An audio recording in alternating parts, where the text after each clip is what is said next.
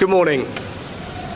I will shortly be seeing His Majesty the King to offer my resignation as Prime Minister.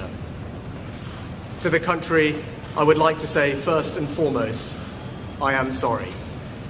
I have given this job my all, but you have sent a clear signal that the government of the United Kingdom must change, and yours is the only judgment that matters. I have heard your anger, your disappointment, and I take responsibility for this loss. To all the Conservative candidates and campaigners who worked tirelessly but without success, I am sorry that we could not deliver what your efforts deserved. It pains me to think how many good colleagues who contributed so much to their communities and our country will now no longer sit in the House of Commons. I thank them for their hard work and their service. Following this result, I will step down as party leader, not immediately, but once the formal arrangements for selecting my successor are in place.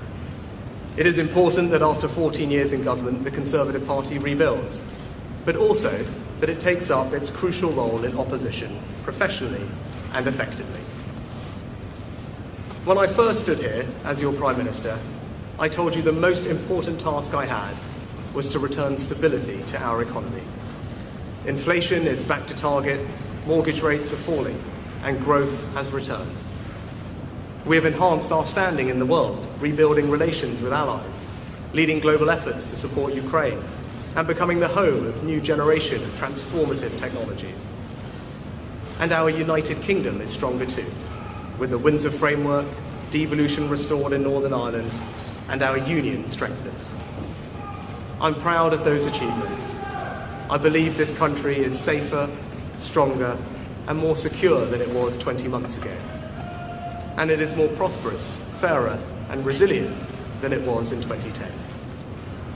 Whilst he has been my political opponent, Sir Keir Starmer will shortly become our Prime Minister. In this job, his successes will be all our successes, and I wish him and his family well.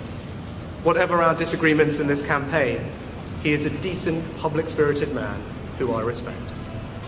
He and his family deserve the very best of our understanding as they make the huge transition to their new lives behind this door, and as he grapples with this most demanding of jobs in an increasingly unstable world.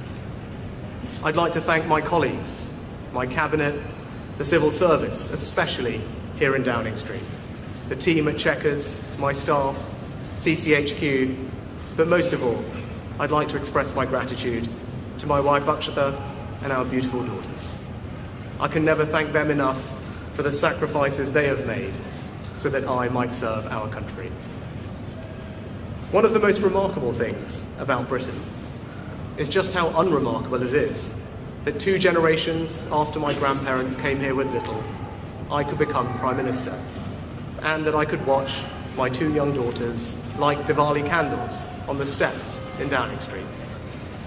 We must hold true to that idea of who we are, that vision of kindness, decency, and tolerance that has always been the British way.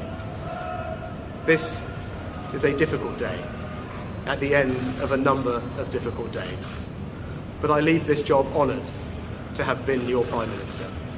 This is the best country in the world, and it is thanks entirely to you, the British people, the true source of all our achievements, our strengths, and our greatness. Thank you.